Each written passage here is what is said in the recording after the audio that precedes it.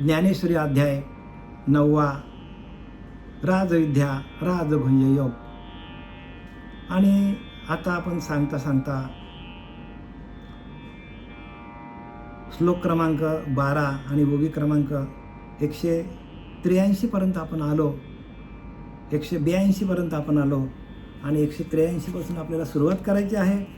तर जी आपल्याला तमगुणाची राक्षसी आणि सद्बुद्धी ते ग्रासी, पण ही कशासाठी सांगितली आपल्याला? तर आपल्याला त्यागावया कारणे बोलिले, त्याग करायचा आपल्याला. ह्याचा त्यागावया कारणे बोलिली तमगुणाची लक्षणे. म्हणजे तमगुण म्हणजे तमगुण कसा असतं त्याची आपल्याला ओळख करून दिली आणि त्याचा आपल्याला त्याग करायचा आहे. आणि त्यागासाठी लक्षणे सांगतात. ती लक्षणं प्रत्येक माणसाकडे ती आहेत. तमगुण प्रत्येक माणसाकडे आहे, पण ती त्यागासाठी आपल्याला ज्ञानोबारांनी त्यागासाठी आपल्याला हे संपूर्ण हा 12वा अध्याय 12वा श्लोक ज्ञानोबारांनी तमगुणाची राक्षसी आणि सद्बुद्धी ते ग्रासी, सद्बुद्धीला खाऊन टाकतो, गिळून टाकतात. आणि म्हणून विवेकाचा ठावोची पुशी निशाचरी जे, आणि ती कशी आहे तर जखीन आहे तमगुण. आणि हा तमगुणच काय करतो, प्रत्येक माणसाला अहंकारामध्ये विषयांमध्ये प्रवृत्त करतो. आणि एकदा का विषयामध्ये माणूस प्रवृत्त झाला की त्याच्या हातातनं नको ते कर्म घडतात. कारण सद्बुद्धीला ग्रासून टाकते. चांगले विचार, चांगली बुद्धी, चांगले आचार त्याला कलंक लावून टाकते. ही तमगुणाची राक्षसी म्हणजे तमगुण प्रवृत्ती. आता आपण 183 ओळीपासून सुरुवात करूया. बघा काय सांगतात ज्ञानोबारा. जेथ द्वेषाची या दाढा, खसखसा ज्ञानाचा करती रगडा. काय शब्द वापरले? दाढा.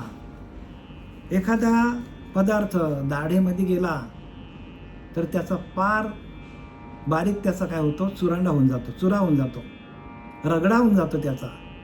दाढांचं कामच ते आहे. समोरच्या दातांचं काम काय? तोडणं. आणि दाढांचं काम काय? त्याचा रगडा करणं, बारीक करणं. जेथं द्वेषाची या दाढा, एकदा का द्वेष निर्माण झाला का माणूस दात खाऊन समोरच्या माणसाचा बदला घेऊन टाकतो. द्वेष तमगुणाची राक्षसी म्हणजे तमगुणाचं शरीर आहे आणि तो राक्षसी आहे. राक्षस म्हणजे प्रत्यक्ष नाही बरं का. राक्षस म्हणजे त्या दिवशी सांगितलं तुम्हाला, राक्षस म्हणजे ही प्रवृत्ती आहे. आणि या प्रवृत्तीतून आपल्याला बाहेर निघायचं असेल, निवृत्त व्हायचं असेल तर मग हे तमगुण आहेत. ह्या तमगुणांना आपल्याला बाजूला करून सत्वगुणाची समृद्धी आपल्याकडे कशी येईल, आपल्याकडे सत्वगुणाची समृद्धी कशी वाढेल, याच्यासाठी ह्या गोष्टींचा आपल्याला त्याग करण्यासाठी तमगुणाची आपल्याला ओळख करून ज्ञानोबारा देतात. खसखसा ज्ञानाचा करीती रगडा. ज्ञानाला काय करतात? रगडा करून टाकतात. म्हणजे ज्ञानाचा पार चुरांडा करून टाकतात. म्हणजे आपली वृत्ती काय करते? ज्ञान कितीही चांगलं, कितीही माणूस ज्ञानी असला आणि त्याच्याकडे जर ती राग आला, द्वेष आला, तर त्या ज्ञानाला जाळून, त्या ज्ञानाला खाऊन टाकून माणसाची तमगुणाची वृत्ती नको ते माणसाला करायला लावते. जे अगस्ती गौसनी मुढा स्थूलबुद्धी. जे अगस्ती गौसना स्थूलबुद्धी म्हणजे काय? अगस्ती ऋषी होते, माहिती ना, अगस्त्य ऋषी. आता ह्या अगस्त्य ऋषींचा जन्म जो आहे तो एका घड्यामध्ये झालेला आहे, मडक्यामध्ये झालेला आहे. आणि तो असा झालेला आहे की उर्वशी अप्सरा होती, उर्वशी म्हणून. आणि ह्या उर्वशी अत्यंत सुंदर होती. आणि ह्या उर्वशीकडे बघून मित्रवरुण म्हणून एक ऋषी होता. त्या उर्वशीकडे बघितल्यावर तो मोहून गेला आणि त्याचा वीर्यस्खलित झाला. आणि तो वीर्य कुठे पडला? त्या मडक्यामध्ये पडला. आणि तिथून ह्या अगस्ती महर्षींचा जन्म झालेला आहे. म्हणजे इथं काय सांगतात? जे अगस्ती ऋषीला असलेल्या कुंभाच्या आवरणाप्रमाणे स्थूलबुद्धी बघा, स्थूल बुद्धी म्हणजे काय, की काम वासनेला प्रवृत्त करणारी बुद्धी आहे. तमोगुण राक्षसी म्हणजे काय, राक्षसीच आहेत, राक्षसी प्रवृत्ती आहे. आणि तिने काय करून टाकलं, तर त्या मित्रावरून ऋषीला काय केलं, भाग पडायला लावलं आणि त्याचं वीर्यस्खलित झालं. आणि त्याच्यातून या अगस्त्य ऋषींचा जन्म, अगस्ती ऋषींचा जन्म झाला. अगस्त्य ऋषींचा जन्म झाला. आणि मग नंतर त्याने एका आचमनामध्ये समुद्र पिऊन टाकलेला आहे. म्हणजे ही प्रवृत्ती दाखवली. प्रवृत्ती करता त्याने अगस्त्य ऋषींना रूपक म्हणजे अगस्त्य ऋषींची कथा सांगितली त्याने. आपल्याला कथेकडे वळायचं नाही. आपल्याला काय करायचं, आपला विषय काय आहे, तर आपला विषय आहे की आसुरी प्रवृत्ती आहे. ही आसुरी प्रवृत्ती माणसाला काहीही करायला लावते. जसा आसुरी प्रवृत्तीचा कोण होता, दुर्योधन होता. त्याने काय केलं, त्या दिवशी सांगितलं तुम्हाला की भीमाला त्याने आसुरी प्रवृत्ती असल्यामुळे 5 पांडवांना सारखा त्रास देत होता. तो अगदी जरा समजदार झाल्यापासून त्या 5 पांडवांना त्रास द्यायला लागला. आणि त्यांनी काय केलं, संपूर्ण सत्ता जी होती, संपूर्ण त्यांचा जो खानदान होता, त्यांची जी मिळकत होती, त्या संपूर्ण मिळकतीवर त्याने आसुरी प्रवृत्ती असल्यामुळे त्याने एकट्यानेच राज्य केलं शेवटपर्यंत आणि कोणालाच काही दिलं नाही. अशी ही आसुरी प्रवृत्ती काय करते माणसाला, तर त्या सत्वगुणांच्या बुद्धीला ग्रासून टाकते. आणि मग दुसऱ्यावर राज्य करणं, मोठेपणा मिरवणं, प्रॉपर्टी जमा करणं, विषय भोगणं, कामाकडे जाणं, क्रोधाकडे जाणं, लोभाकडे जाणं, या सगळ्या प्रवृत्ती ज्या आहेत त्या आसुरी प्रवृत्ती आहेत. आणि आसुरी प्रवृत्ती माणसाला नको त्या खड्ड्यात टाकते माणसाला. सद्बुद्धी लोकांना आसुरी मायेची गवसणी आहे बघा. म्हणजे आसुरी बुद्धी काय करते, तर सद्बुद्धीची लोक जे आहेत, जे चांगल्या बुद्धीची लोक आहेत, त्यांना पण ही आसुरी प्रवृत्ती खाली आणते. म्हणून ह्या प्रवृत्ती त्यागावा, या आसुरी प्रवृत्ती बोलिले निरूपण कशाला सांगितलंय, या आसुरी प्रवृत्तीचा त्याग व्हायला पाहिजे प्रत्येक माणसाचा, आणि त्याच्यासाठी निरूपण आहे. ऐशा आसुरी प्रवृत्तीच्या तोंडी झाले का भूतोंडी. बघा काय करतात, आसुरी प्रकृतीचे तोंडी म्हणजे आसुरी प्रकृतीच्या तोंडामध्ये झाले का भूतोंडी. एखादा माणूस बघा, आपण पूर्वीची प्रथा होती, आता भूतांना काय करतात, भूतांना काय काय देतात बघा, बली देतात, काय देतात, भूतोंडी. ते बुडवून गेले कुंडी व्यामोहाच्या. आणि त्यांच्याकडं काय होतो, त्या माणसाकडं, आसुरी प्रवृत्तीच्या माणसाकडं व्यामोहाच्या म्हणजे त्यांना मोह होतो. काय होतो, भ्रमामध्ये जातात ते. आपण असं करू मग असं होईल, असं करू मग असं होईल. म्हणजे त्यांचं एक काय करतो, एक पाऊल त्यांचा आसुरी प्रवृत्तीमध्ये जातो. आणि मग ते बुडून गेले का कुंडामध्ये जातात. व्यामोहाच्या म्हणजे भ्रम होतो त्यांना, प्रत्येक गोष्टीचा त्यांना भ्रम होतो. आणि एक पाऊल पुढे जाऊन काय करतात, ते आपलाच सर्व काय मिरवत असतात. मोठेपणा मिरवणं, दुसऱ्यांवरती राज्य करणं, दुसऱ्यांना जगणं मुश्किल करणं, दुसऱ्यांना मारझोड करणं, हे आसुरी प्रवृत्तीचं काम आहे. आसुरी प्रवृत्तीचं काम काय आहे, दुसऱ्यांना मारझोड करणं, दुसऱ्यांना त्रास देणं, दुसऱ्यांची प्रॉपर्टी आपण काबीज करणं, हे आसुरी प्रवृत्तीचं काम आहे. आणि म्हणून आपल्याला ते त्यागावा, या लक्षणं आसुरी प्रवृत्तीची लक्षणं त्यागण्यासाठी सांगितलेली आहे. अशा प्रकारच्या त्या राक्षसी प्रवृत्तीच्या तोंडात जे बळी होऊन पडतात बघा, आसुरी प्रवृत्तीच्या तोंडामध्ये, घशामध्ये जातात. बळी होऊन पडतो माणूस. बळी एकदा माहिती आहे ना, बळी एकदा गेला की त्याचा बळीच होऊन जातो त्याचा. म्हणजे तो कापला जातो, तो रगडला जातो, तो काय करतो, तुडवला जातो माणूस. समोरच्या माणसाला कुचळून टाकतात, तुडवून टाकतात, मारझोड करतात आसुरी प्रवृत्तीची लोक. म्हणून शब्द काय वापरला, ऐशे आसुरी प्रवृत्तीचे तोंडी, आसुरी प्रवृत्तीच्या तोंडामध्ये झाले का भूतोंडी. ते बुडाले गेले कुंडी व्यामोहाच्या. आणि असं ते मोहामध्ये पडतात. कामवासनेमध्ये जातात, क्रोधामध्ये जातात, लोभामध्ये जातात, दंभामध्ये जातात, संशयामध्ये, सगळ्या मोहाला बळी पडतात आणि बळी पडतात संपूर्ण मोहाला. एवं तमाची पडिले गर्ते न पवित्रतेची विचाराचे हाते, हे असो ते गेले जेथे ते शुद्धीची नाही. याप्रमाणे अज्ञानाच्या खड्ड्यात पडतात. बघा, अज्ञान म्हणजे काय? अज्ञान म्हणजेच आसुरी प्रवृत्ती. म्हणून माणसाची प्रवृत्ती जायला पाहिजे, प्रवृत्तीतून निवृत्त व्हायला पाहिजे. जे गुण आहेत ना, हे गुणच माणसाला जन्माला घालतात. गुण काय करतात? प्रत्येक माणसाला जन्माला घालतात गुण. माणसाचे गुण वाढत जातात तो, रजोगुण, तमगुण, सत्वगुण. आणि या गुणातूनच माणसाला जे विचार, चांगले वाईट विचार, चांगले विचार वाईट विचार, हे कशातून निर्माण होतात? आपल्या आतमध्ये असलेल्या गुणातून.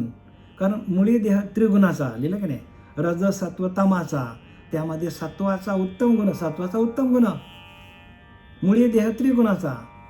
समर्थ सांगतात 3 गुणांनी प्रत्येकाचा देह, जरी तुम्ही इथून जरी बाहेरच्या देशात गेलं तरी त्या माणसाकडे 3च गुण असतात, 4था गुण नसतोच. भगवंताने 3च गुण आपल्याला दिलेले आहेत. आणि 3 गुणांची प्रकृती असल्यामुळे ज्या प्रकृतीमध्ये जे गुण वाढेल, ज्या प्रकृतीमध्ये जे गुण वाढेल त्याप्रमाणे त्याला जन्म घ्यावा लागतो. सत्वगुणे भगवत भक्ती. बघा, सत्वगुण तुमचा वाढला तर त्याच्यातून भगवंताची भक्ती होते आणि भगवंत आपल्याला ह्याच देहामध्ये, ह्याच देही, ह्याच डोळा भोगील मुक्तीचा सोहळा, मुक्त होतो माणूस. मुक्ती म्हणजे काय? तुम्हाला सांगितलं, मुक्ती म्हणजे आनंद स्वरूप अवस्था. आपण मुक्त होतो. ज्याची आनंद स्वरूप अवस्था झाली, ध्यान करता करता त्या आनंद स्वरूप अवस्थेला जाणं म्हणजे मुक्ती आहे. बघा, सोपी आहे व मुक्ती, पण आपली आनंद स्वरूप अवस्था होत नाही. कारण आपण प्रपंचामध्ये अडकलो आहे, आपण गुणांमध्ये अडकलेलो आहे. मग भगवंत गुणांच्या पलीकडे आहे, भगवंत मनाच्या पलीकडे गेल्यावर आहे, भगवंत देहाच्या पलीकडे आहे. मग आपल्याला त्रास देणारे गुण आहेत. म्हणून मुळे देह त्रिगुणाचा. प्रत्येक माणसाचा देह मुळातच 3 गुणांनी संपन्न आहे. रज सत्व तमाचा, रजगुण, तमगुण आणि सत्वगुण, ह्या 3 गुणांनी युक्त असतात प्रत्येक माणसाचा देह. त्यामध्ये सत्वाचा उत्तम गुण, सत्वाचा गुण उत्तम आहे, सत्वगुण वाढला पाहिजे. सत्वगुणे भगवत भक्ती, रजगुणे पुनरावृत्ती. रजगुण आला तर आपल्याला परत जन्माला यावं लागेल. आणि तमोगुण असेल तर आपल्याकडे अधोगती, म्हणजे कुत्रा, मांजर, जे काय असेल ते प्राणी, त्या प्राण्यांच्या जन्माला जावं लागेल. म्हणून गुणच आपल्याला त्रास देतात. आणि म्हणून त्यागावा या आसुरी प्रवृत्ती त्यागण्यासाठी आपल्याला ज्ञानोबाराने आपल्याला हे संपूर्ण निरूपण दिलेलं आहे. म्हणून आपल्याला ओळख असली पाहिजे, आपल्याच गुणांची आपल्याला ओळख असली पाहिजे. कोणते गुण चांगले आहेत, कोणते गुण, हे जोपर्यंत आपल्याकडे विवेक निर्माण होत नाही पिंडामध्ये. म्हणून जे वैराग्याची शिवण देखती, विवेकाची भाषा नेनते, ते मूर्ख केवी पावती मज ईश्वराते.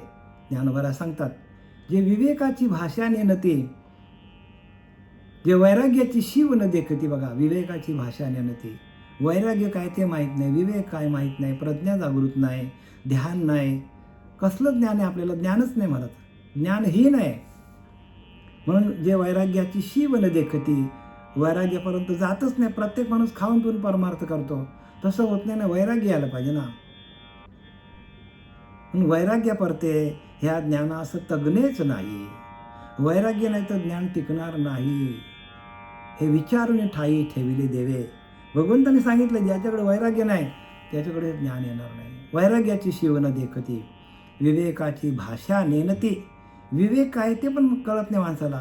ते मूर्ख केवी पावती. बघा, शब्द काय केलं? मूर्ख म्हटलंय. ज्यांच्याकडे विवेक नाही, ज्यांच्याकडे वैराग्य नाही, त्यांना ज्ञानोबा सगळ्यात मोठ्यात मोठी शिव म्हणजे ज्ञानोबारांची मूर्ख. त्याच्या पलीकडे ज्ञानोबा राहत नाही. ज्ञानोबा त्याच्या पलीकडे मूर्खच म्हणतात. ते मूर्ख केवी पावती मज ईश्वराथे. माझ्यासारख्या ईश्वराला येऊन कसं काय भेटतील ते? कारण त्यांच्याकडे विवेक नाही, वैराग्य नाही, ध्यान नाही, प्रज्ञा नाही. म्हणून प्रत्येक माणसाला वैराग्य आलं पाहिजे. आणि वैराग्य आलं काय होतं? वैराग्य महापावके जाळलेले विषयांचे कटके. बघा, विषयांनाच जाळून टाकतो वैराग्य. नकोच त्या गोष्टी सांगतात. एकदा माणसाला वैराग्य आलं की त्याचा आहारावर त्याचा बरोबर आहार समतोल घेतो, भजन वाढतो त्याचा अखंड, चिंतन वाढतो भगवंताबद्दल. समाजामध्ये ठराविक म्हणजे संत असतील त्या संतांची संग पकडतो माणूस वैराग्य आल्यावर. असा बाकी बाहेरच्या लोकांची संगत नाही पकडत. का? तर त्या संगतीमध्ये गेल्यानंतर तशी वृत्ती होते. वृत्ती तशी होते माणसाची.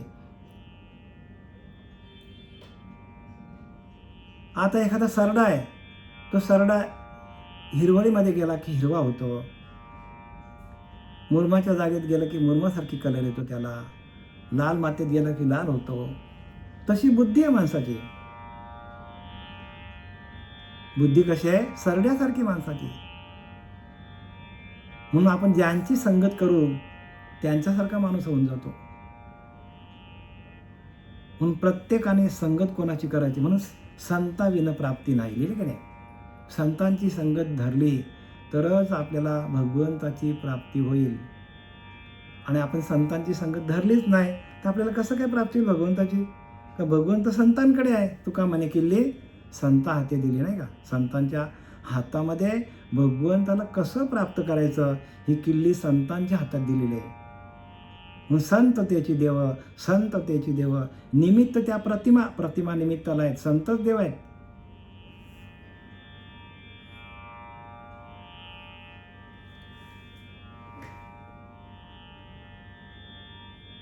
एवं तमाचिये पडले गर्ते, ऐसे आसुरीय प्रवृत्तीच्या तोंडी झाले गा भूतोंडी. ते बुडून गेले कुंडी व्यमोहाचे, म्हणजे मोहरूपी काय मोहाच्या कुंडामध्ये ते पडतात. भ्रांत होतो त्यांना. भ्रांती होते हो. प्रत्येक गोष्टीला त्यांना भ्रांती होते. का? तर ते व्यमोहाच्या म्हणजे मायेच्या तोंडामध्ये म्हणा किंवा व्यमोहाच्या म्हणजे मोहाच्या तोंडामध्ये ते जातात. आणि पुढे काय म्हणतात बघा, एवं तमाची पडले गर्ते, न पाविजातीची विचाराचे निहाते. हे असो ते गेले जेथे ते शुद्धीची नाही. याप्रमाणे ते अज्ञानाच्या खड्ड्यात पडतात. तमाची पडिले गर्ते, अज्ञानाच्या खड्ड्यात पडतात. माणसाकडे अज्ञान कुठपर्यंत आहे? अज्ञान प्रत्येक माणसाकडे अज्ञान आहे. पण ज्ञान होण्यासाठी जोपर्यंत आपण गुरूंना शरण जात नाही, गुरूंकडनं आपण जोपर्यंत नाम घेत नाही, ध्यान करत नाही, तोपर्यंत माणूस अज्ञानच आहे संपूर्ण, बरं का? जोपर्यंत. म्हणून तर गुरुला एवढं त्यांनी महत्त्व का गेले प्रत्येक संतांनी. गुरु दाविली वाटा काय सांगितलंय? गुरुच आपल्याला वाट दाखवू शकतो. बाकी जगामध्ये आपण कुठल्याही मंदिरात गेलो तरी मंदिरातला देव आपल्याशी बोलणार नाही. पण आपला अंतरात्मा आपल्याला बोलता करायचं असेल तर गुरुने दिलेलं निरूपण आपल्याला त्या भगवंतापर्यंत नेलं. एवं तमाचिये पडले गर्ते, म्हणजे अज्ञानाच्या खड्ड्यात पडतात हो.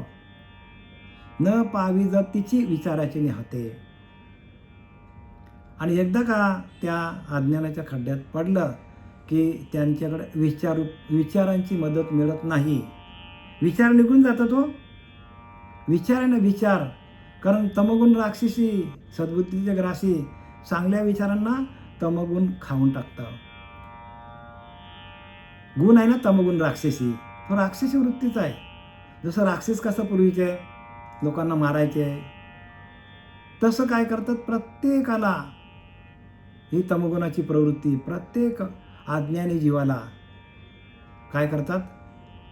राक्षसी वृत्तीचे विचार आहेत ते प्रत्येक अज्ञानी जीवाला त्रास देतात. आणि ज्ञान झालं तर ज्ञान कधी होईल आपल्याला? आपण गुरूंना शरण गेलो तर. आणि आपण गुरूंना शरण गेलोच नाही तर आपल्याला ज्ञान कसं होईल? म्हणून जेवढी ज्यांनी गुरु केलं नाही, ज्यांनी गुरु केलं नाही, ज्यांनी भजन केलं नाही, ते सगळे राक्षसी प्रवृत्तीचे लोक आहेत असं समजायला आपल्याला हरकत नाही. जे नामसाधन घेत नाही, जे ध्यान करत नाही, मग ते कोण? संपूर्ण अज्ञान आहेत आणि त्यांच्याकडं राक्षसीच प्रवृत्ती आहे. म्हणून प्रत्येकाने गुरु करायलाच पाहिजे हो, गुरुशिवाय ज्ञान नाही. आणि ज्ञानरूपी गंगेमध्ये न्हावून निघणं, ज्ञानरूपी गंगेमध्ये न्हावून निघणं, आणि एकदा का ज्ञानरूपी गंगेमध्ये आपण न्हावून निघालो तरच आपण स्वच्छ होणार आहोत. आपल्याला ज्या गंगा दिसतात त्या गंगा नदीमध्ये न्हावून आपल्याला काय होईल? आपल्या अंगाचं मल जाईल पण मनाचं मल जाणार नाही. म्हणून मन संकल्पाची पापे जाती का तीर्थाची या बापे. मन संकल्प विकल्प करतो. मन तमगुणी आहे, मन रजगुणी आहे, मन सत्वगुणी आहे. या तिन्ही गुणांनी युक्त असलेलं मन आहे. भ्रम आहे आपला, प्रत्येक माणसाचा भ्रम आहे की मी जे करतो ते योग्य नाही. कारण ज्ञान नाही आपल्याकडं. आपल्याकडं आत्मज्ञान पाहिजे. आपल्याच आत्म्याचं आपल्याला ज्ञान नाही. आपल्या आत्म्याचं भजन केल्यानंतर तो आपला अंतरात्माच काय करतो? आपल्याला ज्ञान प्रगट करतो, आपल्या आतमध्ये प्रगट करतो. आणि मग त्या अंतरात्म्याने दिलेल्या ज्ञानाच्या शक्तीने आपण जगामध्ये वावरायला पाहिजे. तो जोपर्यंत स्वयंप्रकाशित होत नाही तोपर्यंत प्रत्येक माणूस अज्ञानी आहे. आणि त्याच्याकडे हे गुण असणार, रजोगुण पण असणार, तमोगुण पण असणार आणि सत्वगुण, तिन्ही गुण असतात. आणि तिन्ही गुणांच्या पलीकडे तो परमात्मा आहे. परमात्मा कुठे आहे? गुणातीत आहे. म्हणून तो गुणातीत शब्द वापरलेला आहे. मनातीत आहे, मनाच्या पलीकडे आहे. देहातीत आहे, देहबुद्धी आपल्याकडे भरपूर आहे.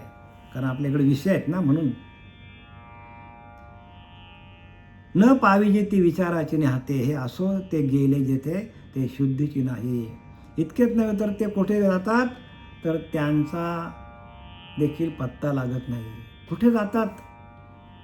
हे जे राक्षसी प्रवृत्तीचे लोक आहेत हे कुठं जातात त्यांचाच त्यांना पत्ता लागत नाही. म्हणजे भ्रम आहे त्यांच्याकडं. त्यांचं चालणं भ्रम आहे. त्यांच्या चालण्यामध्ये राक्षसी प्रवृत्ती आहे आणि त्यांचं ते चालणं भ्रमाचं आहे. त्यांचं ज्ञान पण भ्रमाचं आहे.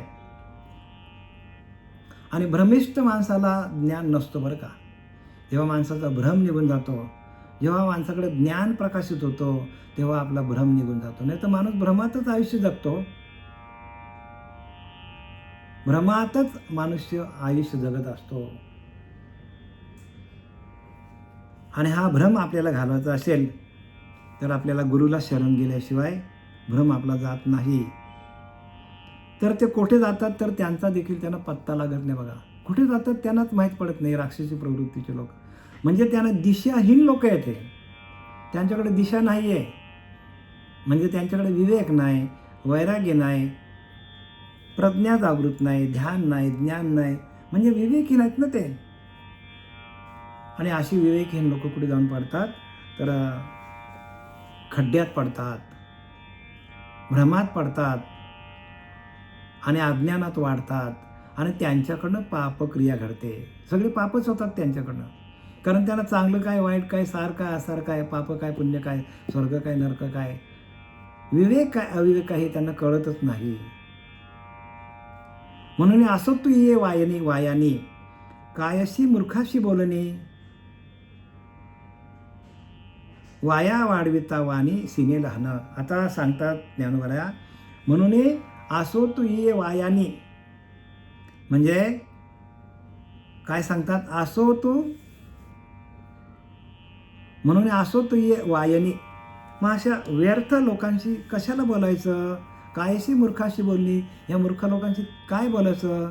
या मूर्ख लोकांचं वर्णन करताना आपल्या तोंडाची आपली वाणी का शिनवायची? वाया वाढविता वाणी शिने लहान. बघा, आपली वाणीला शीन होईल. अशा मूर्ख लोकांचं आपण हे करताना, वर्णन करताना आपल्या वाणीला शीन होईल, आपल्याला पाप लागेल. अशा लोकांचं आपल्या मुखामध्ये अशा लोकांचं बद्दल आपण वर्णन पण करायचं नाही. ज्ञानोबा सांगतात. कारण हे मूर्ख आहेत. मूर्ख लिहिले की नाही, इथं लिहिले की नाही, मूर्ख शब्द आले नाही. ते का मूर्ख म्हटलं आहे? कारण ह्यांच्या कायशी मूर्खाशी बोलणी, अशा मूर्ख लोकांशी कशाला बोलायचं आणि आपली वाचा कशाला शिरवायची. म्हणून निष्फल कथा राहू दे. अशा या निष्फल गोष्टी आहेत, ते कशाला मांडायच्या, जाऊ दे, ते सोडून द्या. आता आपण काय करू, पुढच्या ओळीमध्ये सांगतात, कारण मूर्खाचे व्यर्थ वर्णन केले असता वाणीला शीन मात्र होईल. आपल्या वाणीला शीन होईल, आपली वाणी शिनेल आणि आपलं अंतःकरण खराब होईल, आपलं अंतःकरण मलिन होईल. मग अशा लोकांचं आपण काहीही, अशा लोकांचं आपलं नाव पण तोंडात घ्यायचं नाही. आता ऐसे बोलिले देवे, असं भगवंतांनी स्वतः अर्जुनाला सांगितलं. तेथ जी जी म्हणतले पांडवे, म्हणून भगवंत फिरून म्हणाला, ऐक जेथे वाचा विसवे ते साधू कथा. आता वाचा शिनते, ह्या लोकांचं आपण सगळं वर्णन करताना आपली वाचा शिनते. मग ज्या ठिकाणी आपली वाचा शांत होईल, विश्रांती होईल, वाचेला विश्रांती मिळेल, आपल्या वाचेला विसावा मिळेल, आपल्या अंतःकरणाला विसावा मिळेल, आपल्या अंतःकरणाला शांती मिळेल, आपल्या अंतःकरणाचं वैभव कसं वाढेल, आपल्या अंतःकरणाचं वैभव कसं वाढेल, शांती कशी मिळेल, आपल्या अंतःकरणामध्ये वैराग्य कसा निर्माण होईल. जिचे वर्णन केले असता वाणी सुख होते आणि ते वर्णन केले असता आपल्या वाणीला सुख मिळतो, आपल्या अंतःकरणाला सुख मिळतो. अशी साधूची कथा ऐक.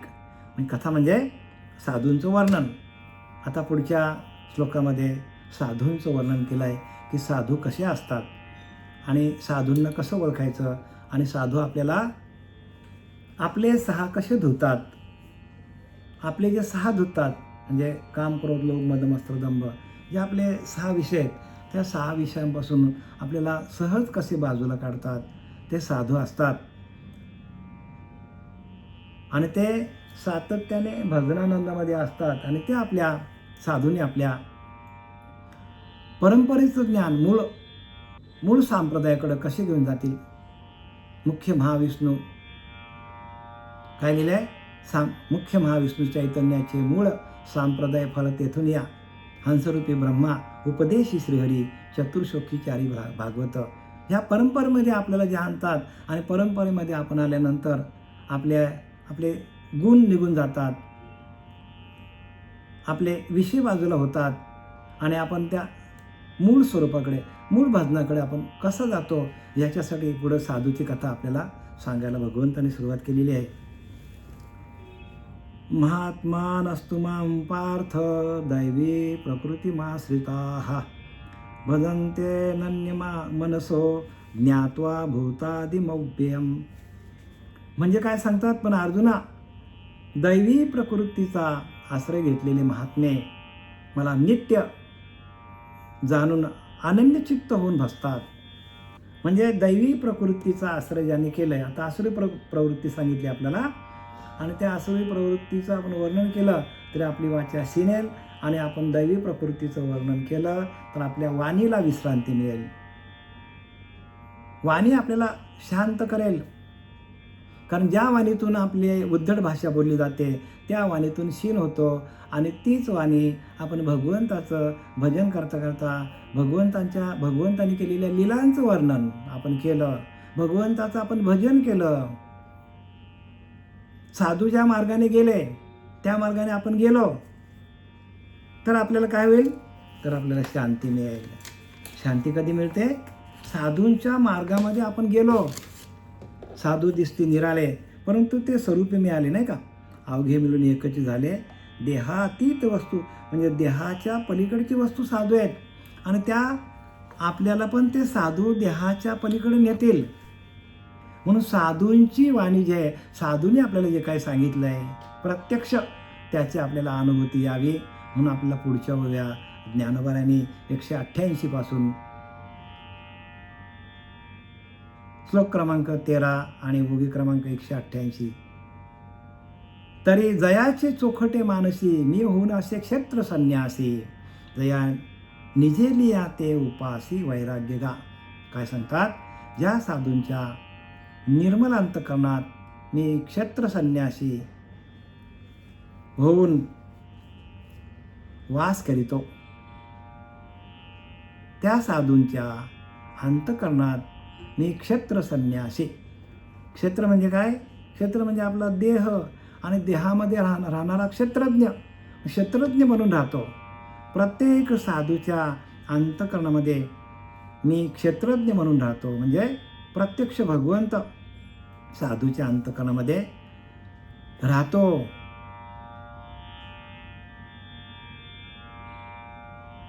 व जे निजले असताही वैराग्य ज्याची सेवा करते. आणि असे साधू जे आहेत, त्या साधू जरी झोपे गेले तरी पण वैराग्य त्यांची सेवा करते. कारण मी तुम्हाला सांगितलं, वैराग्य महापावके झालेले विषयांचे कटके. म्हणजे विषय जाळून टाकतात. वैराग्य काय करतो? विषय जाळून टाकतो. म्हणून मनुष्य वैराग्यवान पाहिजे, भक्तिवान पाहिजे, ज्ञानवान पाहिजे. ध्यानाची प्रक्रिया त्याला सापडली पाहिजे. कारण ध्यानातूनच ज्ञान होतो. आणि एकदा ज्ञान आलं की ज्ञानातून वैराग्य आपल्याला शोधत येतो. म्हणून वैराग्य काय करतात? वैराग्यच आपल्याला, प्रत्येक माणसाला वैराग्यच बाजूला काढतो. या प्रपंचातून, या संसारातून, या संसार चक्रातून बाजूला काढणारं एकमेव साधन म्हणजे वैराग्य आणि विवेक. आणि हे साधू, असे साधू जर झोपले तरी वैराग्य त्यांची सेवा करतो. नवने स्वप्नात पण त्यांच्याकडे विषय वासना होत नाही. बघा, त्या साधूंच्या स्वप्नात देखील विषय वासना येत नाही, एवढे त्यांच्याकडे वैराग्य असतो. तरी जयाचे चोखटे मानसी, चोख म्हणजे ज्यांचा मन शुद्ध झालेला आहे, जयाचे चोखटे मानसी, ज्यांचा मनच चोख शुद्ध झालेला आहे.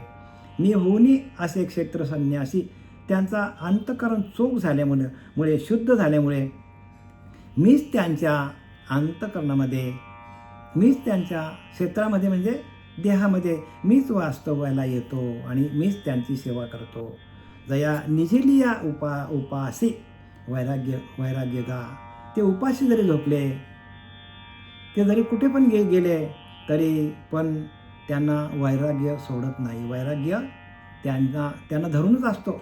त्यांच्या अंतकरणामध्ये वैराग्य असल्यामुळे मी त्यांची सेवा करतो. मीच होऊनी पांडवा करीती माझी सेवा, अशी त्यांची वृत्ती झालेली असते. मीच होऊनी पांडवा करीती माझी सेवा. म्हणजे मीच होऊन म्हणजे ते माझ्या भक्तीमध्ये मद्रूप होऊन मीच त्यांची सेवा करतो. ते माझ्या भक्तीमध्ये मद्रूप होतात आणि मीच त्यांची सेवा करतो. मीच होऊन पांडवा करीती माझी सेवा. नवल नाही का? भगवंतच आपल्या आतमध्ये येतो. वैराग्य विवेक आपल्याकडे आला की भगवंतच आपल्या आतमध्ये येतो आणि तोच आपली सेवा करतो. मीच होऊन पांडवा. फक्त आपण भजनानंदामध्ये भजनाशी एकरूप व्हायला पाहिजे. भजन महत्त्वाचं आहे. जर आपल्याला भजनच जमलं नाही तर मग आपल्याला काहीच जमणार नाही. भजन जमलं पाहिजे हो.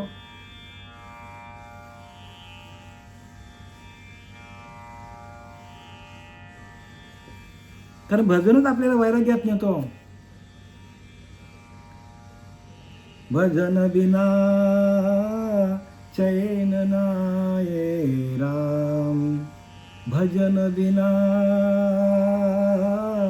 चैन नाये राम, कोई न जाने कब हो जाए, कोई न जाने कब हो जाए, इस जीवन की शाम शाम, इस जीवन की शाम, भजन बिना चैन नाये राम. बघा काय लिहिलंय? भजनाशिवाय माणसाला चैन नाही पडलं पाहिजे. कारण कधी आपल्या जीवनाची शाम होईल, कधी आपल्यातला अंतरात्मा निघून जाईल, कधी आपल्या जीवनाची संध्याकाळ होईल, कधी आपल्याकडे आपल्या जीवनाचा शेवट होईल, हे कोणीच सांगू शकत नाही. म्हणून प्रत्येकाने भजनानंदामध्ये जायला पाहिजे. आणि ज्यांच्याकडे भजन आहे त्यांचा भगवंत प्रत्यक्ष सेवा करतो. मीच शिवणी पांडवा करे ती माझी सेवा. म्हणजे माझ्या भजनामध्ये मधुर झालं तर भगवंत म्हणतो मीच त्या देहाची सेवा करतो. एवढं त्या भजनामध्ये काय आहे, एवढं भजनामध्ये शक्ती आहे हो. जयाची या अस्तिती या सद्भावा आतू धर्म करी राणीवा. जयाचे मन ओळावा विवेकाशी. जयाची या अस्थिती या सद्भावा म्हणजे ज्यांच्या परमात्मा प्राप्तीचा उत्कट इच्छेत धर्म राज्य करीतो. परमात्मा प्राप्तीच्या उत्कट इच्छेमध्ये धर्म सेवा करतो. धर्मच राज्य करतो. आपल्या शरीरावर धर्म राज्य करतो. धर्म म्हणजे काय? चांगले विचार, दैवी संपत्ती. थोडक्यात चांगले विचार, चांगले आचार हे काय करतात? त्यांच्या शरीरावर राज्य करतो. जयाची या आस्थेची या सद्भावा. सद्भावनेची ज्यांच्याकडे आस्था आहे, ज्यांच्याकडे चांगले विचार आहेत, दैवी प्रकृती त्यांची तयार झालेली आहे, दैवी भाव तयार झाला ज्यांच्याकडे, आतू धर्म करील आणीवा. आणि आतमध्ये धर्म जागृत असतो. धर्म म्हणजे आपला धर्म नाही बरं का. धर्म म्हणजे आपला हिंदू, मुस्लिम, शीख, ईसाई तो धर्म नाही सांगितला. धर्म म्हणजे जे शास्त्रामध्ये लिहिलेलं आहे त्या शास्त्राप्रमाणे आपण वागणं, शास्त्राच्या नियमांना धरून चालणं. जे संतांनी ज्या मार्गाने संत गेले त्या मार्गाने जाणं त्याला धर्म म्हणतात. धर्म कशाला म्हणतात? चांगले विचार, चांगले आचार. साधूंच्या परंपरेमध्ये जाऊन साधूंचे विचार घेणे आणि त्या विचारांप्रमाणे आपल्याला स्वतःला घडवणं आणि भगवत भक्तीला लागणं, भगवताकार वृत्ती करणे. भगवताकार वृत्ती होणं त्याला काय म्हणतात? त्याला धर्म म्हणतात. जयाची अस्तिती या सद्भावा. आणि आतू धर्म करी राणीवा. आणि आतमध्येच धर्माचे विचार आतमध्ये आतू धर्म करी राणीवा. आणि त्यांच्या आतमध्येच धर्माची स्थापना होते. भगवंत कुठे? भगवंत आतमध्ये हो.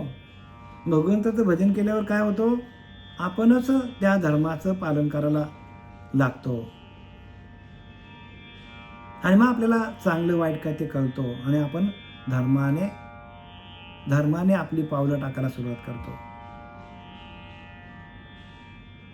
आणि मग एकदा का धर्म आपल्या अंतःकरणामध्ये बांधला गेला तर माणूस चांगल्या विचारालाच काय होतो? पुष्टी देतो. चांगल्या विचारालाच पुढे आणतो. वाईट विचार माणूस खंडित करून टाकतो. वाईट विचारांना थाराच नाही, चांगले विचारच माणसाला पुढे नेतात. म्हणून काय सांगितलंय? परमार्थ विचारांचा आहे, लक्षात घ्या. परमार्थ चांगला विचार केला तर म्हणजे काय? चांगले विचार म्हणजे काय? धर्माचे विचार हो. चांगले विचार म्हणजे धर्माने आपल्याला जे काय शिकवलेलं आहे त्या धर्माने वागून आपण आपलं अंतःकरण शुद्ध करून जर आपण सद्विचारांना पुष्टी दिली तर आपल्याला भगवंताची प्राप्ती ह्याच ध्येयामध्ये आहे.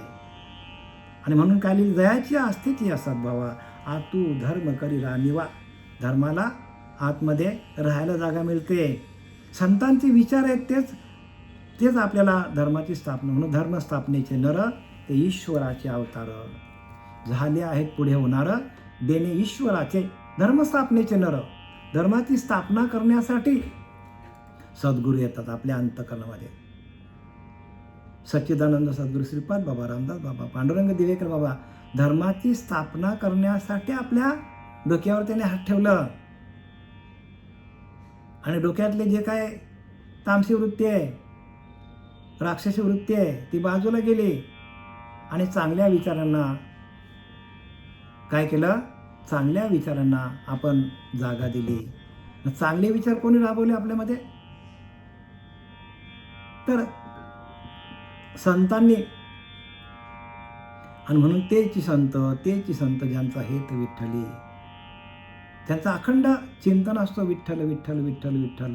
आणि म्हणून ते भगवंताशी एकरूप झालेले असतात आणि आपल्यालाही त्या चिंतनामध्ये ते ठेवतात. आपल्याला पण भगवंताचं चिंतन करायला ते दिशा दाखवतात हो. दिशा दाखवत नाही तर आपण दिशाहीन आहोत. प्रत्येक अज्ञानी माणूस हा दिशाहीन आहे. पण त्याला जर दिशा जर कळावी असे वाटत असेल तर त्याने मग सद्गुरूंना शरण जायला पाहिजे. सद्गुरू काय आहेत तर होका यंत्र आहेत. होका यंत्रासारखे काम करतात सद्गुरू. होका यंत्र काय करतो, एखाद्या आपण मोठ्या समुद्रात गेलो तर आपल्याला कुठल्या दिशेला आपण दिशाहीन होऊन जातो आणि होका यंत्र काय करतो, आपल्याला बरोबर दिशा दाखवतो, उत्तर दिशा दाखवतो. आणि मग ते जे खलासी असतात, जे नाविक असतात, जे जहाज चालवणारे असतात, त्यांना बरोबर दिशा कळतो की उत्तर दिशा दाखवणारा, तसा आपल्याला उत्तर दिशा दाखवणारा होका यंत्र जर आपला श्रीगुरू आहे तर आपल्याला चांगले विचार आपल्याला दाखवणारा गुरु म्हणजे आपला होका यंत्र आहे. नाहीतर आपण या मायारूपी नदीमध्ये प्रत्येक जीव अज्ञानी जीव अडकलेला आहे. मायारूपी नदीमध्ये प्रत्येक माणूस अडकलेला आहे. भ्रांती आहे त्याच्याकडं. भ्रांत अवगुणी अवलक्षणं तेची होती सुलक्षणं. बघा, जे भ्रांत आहे, ज्यांच्याकडे अवगुण आहे, भ्रांत अवगुणी अवलक्षणं तेची होती सुलक्षणं. धूर्त तार्किक विचक्षण समय जाणती. जे धूर्क आहेत, जे तार्किक आहेत, जे विचक्षण आहेत, ते समय जाणते म्हणजे त्यांना ते काळ ओळखतात. कारण काळाच्या पुढं आपण जाऊ शकत नाही. म्हणजे काळाची गणना ते करतात. म्हणजे काळ दाखवतात की बाबा आपण काही काळापुरते इथं आलेलो आहोत, आज न उद्या आपल्याला जावं लागेल. मग आपण कोणत्या दिशेला जायचं हे जसं त्या नावेला, जहाजाला जसं होका यंत्र दाखवतो की तुम्ही ह्या दिशेला गेलं म्हणजे उत्तर दिशा दाखवली तर मग आपल्याला आपला प्रवास अजून किती लांब आहे, बोटीतला किनाऱ्याला आपले नाव कधी लागेल, तसं आपले नाव किनाऱ्याला लावण्यासाठी होका यंत्राचं काम करणारे श्रीगुरू आपल्या जीवनात यायला पाहिजे. जर ते जीवनात आले श्रीपाद बाबासारखे, पांडुरंग देवेकर बाबासारखे, तर मग आपली नाव किनाऱ्याला लागलीच समजायची. म्हणजे किनाऱ्याला लागली म्हणजे काय, म्हणजे आपण त्या कुठल्या आपल्या म्हणजे आपण काय तर आपल्याला सद्गती आपल्याला मिळते. म्हणजे चांगल्या गतीला आपण जातो आणि आपल्याला मुक्ती मिळते. मुक्ती म्हणजे ब्रह्मानंदामध्ये जातो आपण आणि ब्रह्मानंद हीच मुक्ती आहे. आता पुढे बघा, जे ज्ञानगंगे झाले पूर्णता जीवन झाले आणि जे शांतीशी आले पालो नव्हे. कसे असतात ते ज्ञानगंगे झाले, ते स्वतः त्या ज्ञानरूपी गंगेमध्ये न्हावून निघालेले असतात. ज्ञानरूपी गंगा म्हणजे ज्ञानाची गंगा आणि त्या ज्ञानाच्या गंगेमध्ये म्हणजे ध्यानरूपी गंगेमध्ये जाऊन ते ध्यान करतात आणि ध्यानाच्या माध्यमातून आपलं अंतःकरण शुद्ध करतात, आपलं मन शुद्ध करतात, आपलं चित्त शुद्ध करतात. आणि म्हणून जे ज्ञानगंगे नाले, कोणती गंगा सांगितली, वैनगंगा सांगितली का, नुसती गंगा सांगितली का, गोदावरी सांगितली, यमुना सांगितली नाही, सरस्वती सांगितली. ज्ञानगंगे म्हणजे साधू कसा असतात, ज्ञानस्वरूप गंगा असते. म्हणजे आपल्या आत्मस्वरूपाची जी ज्ञानगंगा आहे, स्वरूपाशी एकरूप राहून आपण त्या ज्ञानरूपी गंगेमध्ये आपल्याला स्वतःला कसे अंघोळ करता येईल, आपल्या आत्मस्वरूपाशी एकरूप राहून जे भजन कसं करायचं त्याला म्हणतात ज्ञानगंगा. ज्ञान कुठे आहे, स्वरूपाच्या ठिकाणी. आणि त्या स्वरूपाची लोकांना ओळखच नाही हो. ज्या स्वरूपाची लोकांना ओळख नाही मग ते भजन कसं करणार. इथं ज्ञानगंगा लिहिले की नाही. ज्ञानगंगा म्हणजे आपल्या आत्मस्वरूपाशी एकरूप राहणं आणि तिथूनच माणसाला ज्ञानाची प्राप्ती आहे. ज्ञान कुठून होतं तर स्वरूपाशी एकरूप झालो तर. स्वरूपाची ओळख नाही, स्वरूपाचं साक्षात्कार नाही, म्हणून स्वरूप साक्षात्कार फार महत्त्वाचा आहे. आणि त्या स्वरूप साक्षात्काररूपी गंगेतून न्हावून निघाले जे ज्ञानगंगे न्हाले पूर्णतः जेवून झाले. बघा, पूर्णतः जेवून झाले म्हणजे पूर्ण स्वरूपाला, आत्मस्वरूपाला पूर्ण मिळाले. जेवून झाले म्हणजे अंतर्बाह्य शुद्ध झाले. जेवण झाले म्हणजे आतमध्ये पण शुद्ध झाले, बाहेर पण शुद्ध झाले. आत हरी, बाहेर हरी, हरीने मध्ये व्यापिले, अशी त्यांच्या अंतःकरणाचा भाव तयार झाला. बघा किती ज्ञान आहे. असं जर आपल्या अंतःकरणाचा भाव झाला तर मग मुक्ती तुम्हाला. तुकाराम महाराज म्हणतात की नाही, मुक्ती आम्हा घरी कामारी दासी. मुक्तीला मी माझ्या घरी कामाला ठेवलंय, दासी ठेवलाय. एवढी शक्ती आहे बघा त्या तुकोबारायांकडे. का? सततम सततम कीर्तयंतो माम. सातत्याने कीर्तन करायचे. तसं आपण जर सातत्याने कीर्तन केलं, चिंतन केलं, भगवंताचं भजन केलं तर आपल्याला पण ज्ञानगंगे न्हाले, पूर्णता जेवण झाले, अंतर्बाह्य शुद्ध होतात. आपण पण अंतर्बाह्य शुद्ध होऊ, पण आपल्याला ज्ञानरूपी गंगेमध्ये आपल्याला जावं लागेल आणि त्या गंगेमध्ये आपल्याला शांत व्हावं लागेल. ज्ञानरूपी गंगा आपल्याकडे आली, आपल्याकडे निर्माण झाली आपल्याकडं, तर आपण शांत होऊन जातो. शांत बरं का. आणि शांती हेच परमात्मा स्वरूप आहे. शांती काय आहे? शांती हेच परमात्मा आहे. आपण कोणता परमात्मा म्हणतो? तर शांती हेच परमात्मा आहे. जे आघवाची करणी, बघा ज्ञानोबा सांगतात, जी आघवाची करणी लेले शांतीची लेणी. बघा शांतीची लेणी, शांतीचं दागिनं आपण काय करतो? धारण करतो. आणि जयाचे चित्त गवसनी व्यापक मज सांगतात बघा ज्ञानोबा ह्याच अध्यायामध्ये पुढे आहे. जे आघव्यांची करणी म्हणजे संपूर्ण अवयवांत म्हणजे आपल्या इंद्रियामध्ये शांती निर्माण करतात. जे आघवांची करणी लेले शांतीची लेणी. शांतीचा अलंकार, शांतीरूप अलंकार धारण करणारे ते साधू असतात, ते महात्मे असतात. आणि जयांचे चित्त गवसणी, आणि ज्यांची आपल्या चित्ताची म्हणजे सर्व व्यापकाला गवसणी, आणि ज्यांचं चित्त मी व्यापक आहे, ते व्यापक तत्वाला शोधत माझ्याशी एकरूप होतात. आणि म्हणून काय लिहिले?